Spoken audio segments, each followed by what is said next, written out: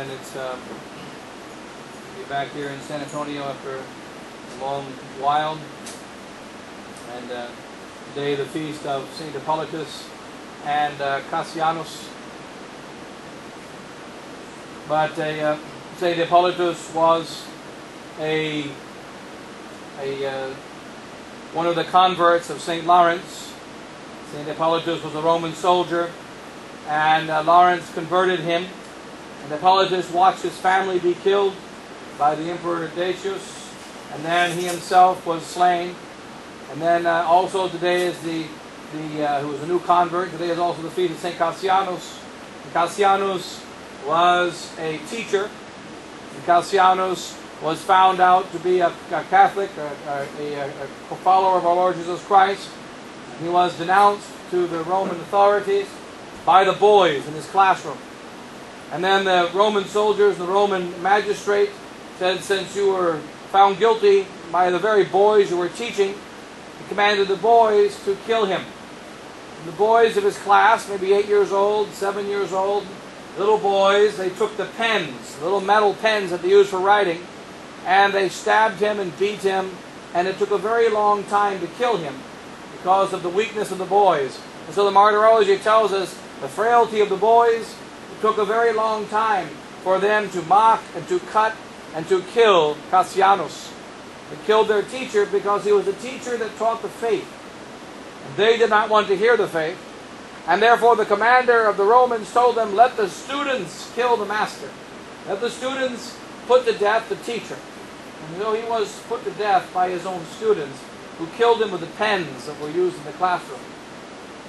Perhaps we have patron of the modern teachers today in the modern classrooms, where the kids are like the devils that were there.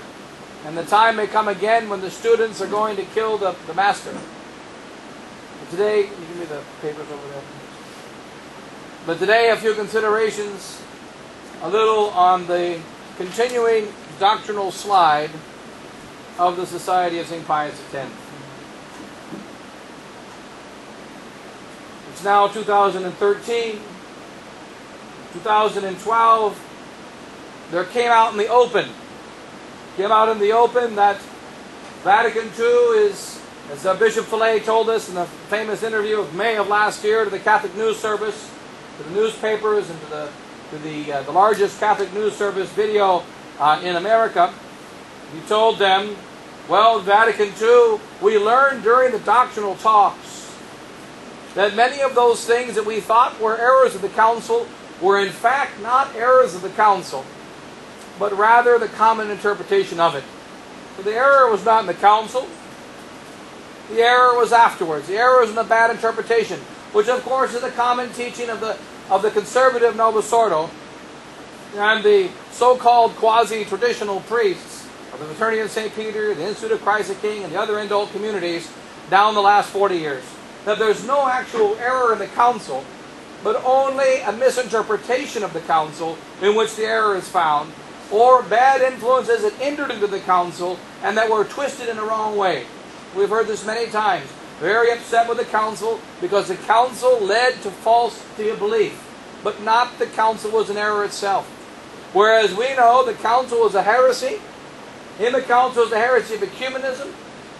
In the Vatican Council too is the heresy of religious liberty. In the Vatican Council of Ecumenism is the heresy of the modern collegiality.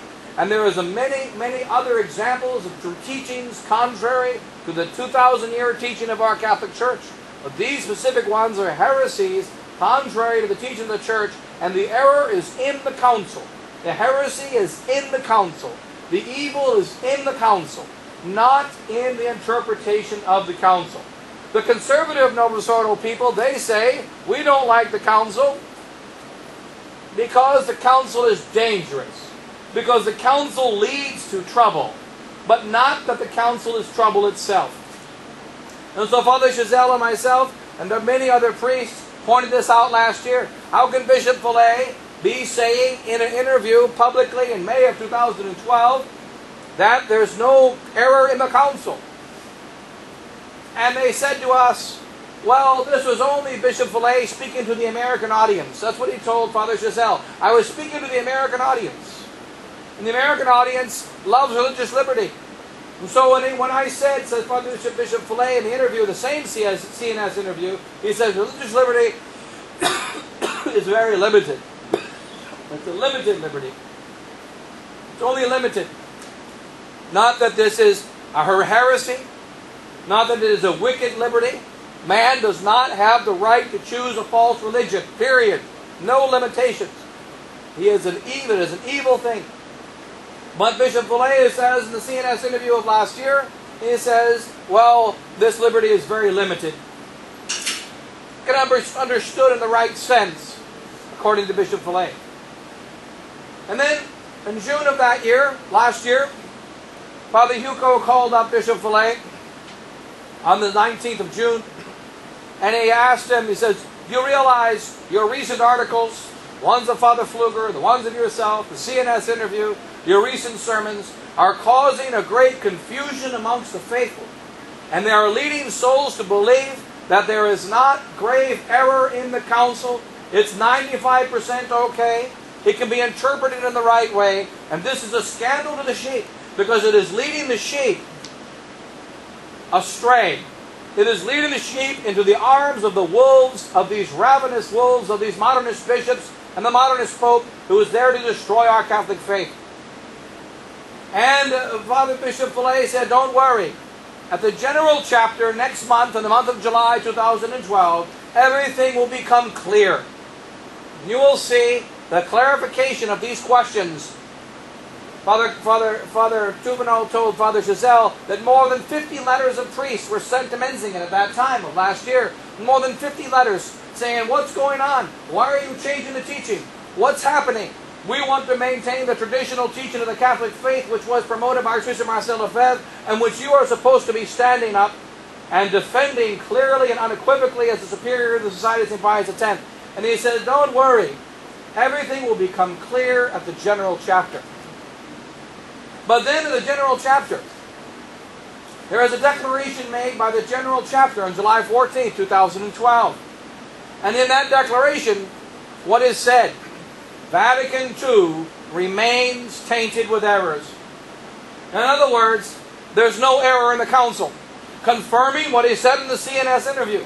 It only remains tainted with errors. It's got the stain of errors remaining in it, but the error is gone. Like if you step into a vat of paint, you're in the paint. If you get out of the paint, you're no longer in the paint. But the taint of the paint remains, because there's stain on your clothing. The taint of original sin remains. When we are baptized, original sin is removed, but the taint remains. How can you say it's tainted? Last year I spent an hour, approximately an hour, of a 3-hour conversation with my superior in Asia, Father Couture, who was at the general chapter, about that word tainted. That how on earth can this chapter of 40 priests of the Society of St. Pius X, the superiors of the society, how can they say that the council is only tainted with error? How can they say that? This is crazy. We know that it is heresy, it is error, and we know precisely what those errors are. And we have been discussing them for the last 40 years of our existence, and now all of a sudden we say it remains tainted with errors. And then they no longer talk about the double church. And then priests told us, well, these are only, this is only a weak document. It's only a week. And when Bishop Fillet says that the new Mass might be kind of okay, he doesn't really accept it. When he says Vatican II is 95% okay, he doesn't really accept it. He doesn't really and truly accept it. And besides, they're just interviews and they're just conversations. Several priests told me last year, show me the documentation. Show me the documentation that shows that there is an official change. Let me see the letterhead of Bishop Fillet. Let me see the letterhead of Menzingen. Let's see the official documents. And so we point out to them, look at this July 14th document. It's official. It says that Vatican II is tainted with error, remains tainted with error, meaning there's no error in the council. That's official. They said, well, that's maybe how you interpret it, but let me see something more clear than that. So then, this year, April the 15th, 2012, document is released to the public. It was written last year. In the April 15th declaration, signed by Bishop Fillet and sent to Rome, what does it say? The new Mass is legitimately promulgated. And there it is in writing, in an official document, in an official point, sent to Rome, signed by Bishop Fillet, as the official position of the Society of St. Pius X. It was republished in the March 2013 Carunum, which is our official bulletin of the Society of St. Pius X. And every priest of the Society gets this bulletin.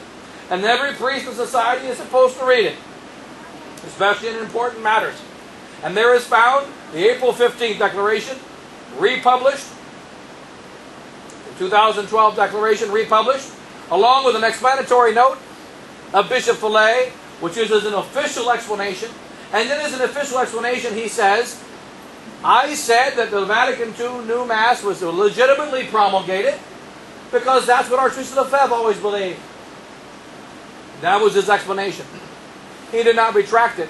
Furthermore, he said the falsehood that Archbishop Lefebvre always believed the new Mass was legitimate. He called the new Mass, Archbishop Lefebvre called the new Mass a bastard Mass.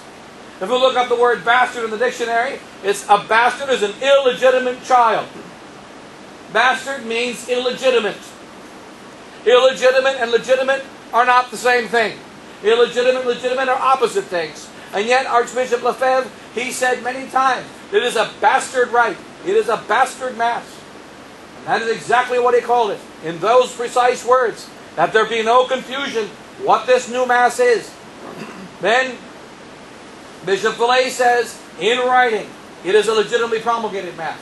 We then take this text, April 15th, and show it to the priest. You said you wanted an official document. You said last year, show me an official document.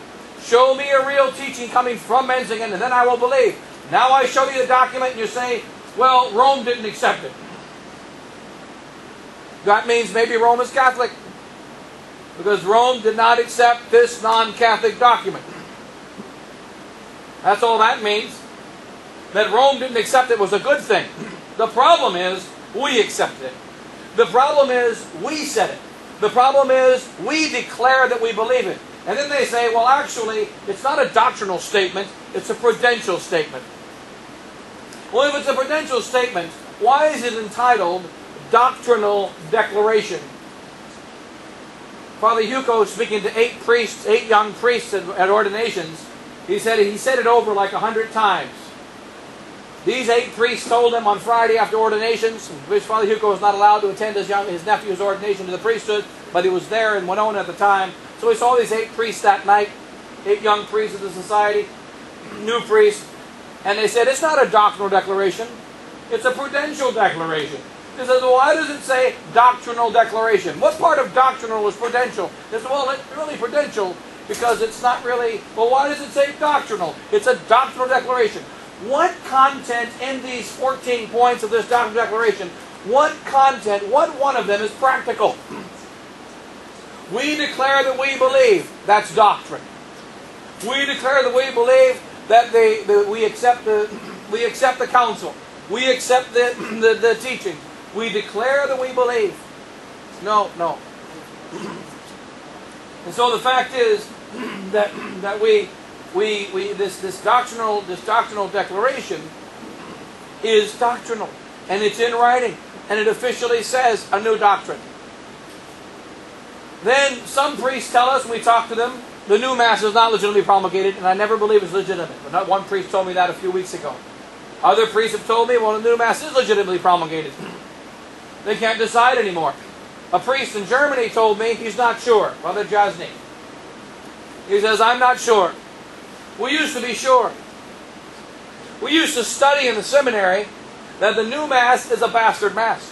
We used to study in the seminary the errors that are intrinsic in the Mass, the new Mass, and we used to study that even the canonical process by which the new Mass was formed was illegitimate. It did not fulfill even the canonical norms required to make a law a legitimate according to promulgation. It was not legitimately promulgated according to the law. It was not legitimately promulgated according to the purpose of the law. It was illegitimate in its purpose, immoral. It was illegitimate in the way in which it was promulgated. It did not follow the precepts of law. It was never fully and correctly implemented as a law. It fails in every single category of the word legitimate. It is illegitimate, illegitimate, and also illegitimate in every conceivable category. But now, Bishop Fellay says it's legitimately promulgated. He reiterates it. It is once again stated again in the June 27th document, the most recent one that came out from Bishop Fellay and Bishop Tissier and Bishop de Galaretta. It says this promulgated document. It still admits that it is promulgated and legitimately promulgated. This legitimately promulgated. What are they saying now? Well, legitimately promulgated means that it was legitimately promulgated in a canonical sense because the Pope has a right to promulgate. But it doesn't mean that we like it or that it's good. Some priests have told me, I'm still against the indult Mass. I still tell people not to go to the indult Mass. And they shouldn't go. Other priests say they should. Other priests say, well, show me the document where the society is saying it's okay to go to the indult Mass. Now we find in the pastor's corner, July the 21st, 2013, the pastor's corner, the sspx.org. Now okay to go to the indult Masses. The motu proprio, suorum beatificum, quoting here from the sspx.org. The motu proprio suorum beatificum officially ended the canonical struggle over the traditional Roman Mass. But is this the end of the fight for the Mass of all time? This is stated on July the 21st. What happened in early July of 2013, this same year? In early July of this precise same year, 2013, only a month ago, Pope Francis commanded the Franciscans of the Immaculate on July the 9th, only a few days before this July 21st document, that they can no longer have the extraordinary Latin Mass, and that they are forbidden to have this Mass unless they renew and get a permission to say it. That's from Rome.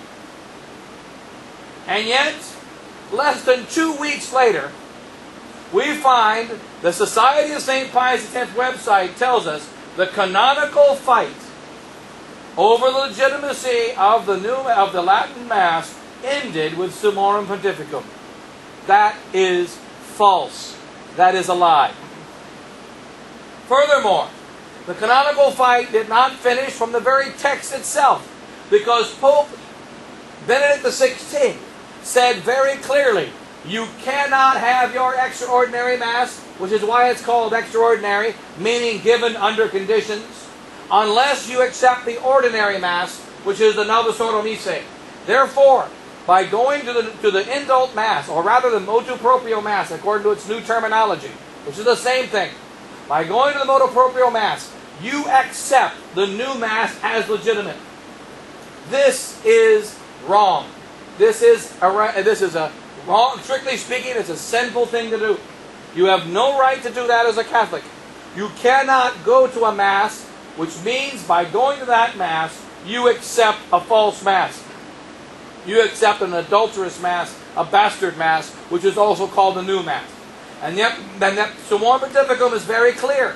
You cannot have your Latin Mass unless you accept the new Mass. Furthermore, Summorum Pontificum says you have permission to say this Latin Mass because I, Pope Benedict, am extending the permission that was given by Pope John Paul II. In other words, it's an extension of the indult. It is not a removal of the indult. It's an extension of it, making it more universal. This means it can be retracted. It can be withdrawn. Pope Francis withdraws it in the case of the Immaculate. The canonical struggle is nowhere near over, and that is completely false, the teaching of sspx.org. And then it says also, certainly we cannot counsel our faithful to regularly participate in the masses celebrated by priests of dubious doctrinal orthodoxy, even when offered reverentially. We must also warn them not to receive Holy Communion from a ciborium consecrated at the Novus Ordo Missae, for this is the sacrament of unity, and we cannot be in union with a theologically deficient rite. There is also a constant danger of strange confusion of rite and improper behavior, which is so common in the mainstream churches and the accompanying irreverent rites. For these reasons and so many others, which you will easily discover, even from occasional visits to your local motu proprio Mass. So don't go. We don't recommend you go, but go ahead and make an occasional visit. What are these idiots saying? The guy who's writing this needs to be executed. For these reasons, and so many others, which you shall easily discover, even from occasional visits to your local motu proprio Mass, or in talking with conciliar trads, why we think it is not advisable to regularly attend the extraordinary form, SSPX, using the terminology of the modernists. SSPX speaking, we do not advise you to regularly attend the extraordinary form offered by the diocese or under the aegis of the Ecclesia Dei Commission. After all, we have not been fighting for over 40 years against the modernist tsunami, only to be washed away by an ebb tide. Isn't that beautiful? So, it now says, it is not advisable to regularly attend, but you can attend sometimes. How often is regular? You can attend sometimes. And why is it not advisable? It gives no essential reason why it's not advisable. Practically speaking, the bishops continue to limit the celebration of the traditional Mass by seeking to grant permission which is no longer necessary. Oftentimes, in addition to other arbitrary conditions. Thus we pray that the Mass of all time may be given quickly the monopoly it should never have lost in the Latin Church. Nevertheless, we cannot but give a strong warning against the regular attendance of such diocesan Masses under the present circumstances. The truth is, thou shalt not go to the Indult Mass. Why? Because it's a compromise of faith. Period. End of question. But now, what do they say? We can't say that you should regularly attend. Because even though they're approved, and even though it's the Latin Mass, and even though it's good, they say the new Mass also in those churches, and you might get a ciborium from the wrong Mass, and you might have a bad sermon, and I don't recommend that you go, but of course you can go. And that is foolishness and false. That is a prime example of a doctrinal slide. Archbishop de Lefebvre said, they have betrayed us, they have betrayed us, they have betrayed us. He called them traitors of Catholic tradition. Those who shook hands with the modernists and accepted the Latin Mass under these false conditions. Now, 25 years later, the Society says, well, you can go, but I don't recommend it. And they talk more and more with these priests. This is an official new position of the Society concerning the Indult Mass. Very similar to the new position of the Society with regard to Vatican II, which is enunciated in the June 27th document. Vatican II leads to problems. Vatican II kills missionary spirit. Vatican II is dangerous. But Vatican II is essentially good. Vatican II is essentially correct. It is only dangerous, so you've got to be careful. Now, if you only have to be careful, you have no right to stay away, since the Pope wants you to accept it. If you only have to be careful, you have no right to stay away from the new Mass. Go to the Mass, the new Mass, sit behind a column, and say your rosaries. And there you are. You are careful at the new Mass. That is the answer of the modernists. That is not the correct way.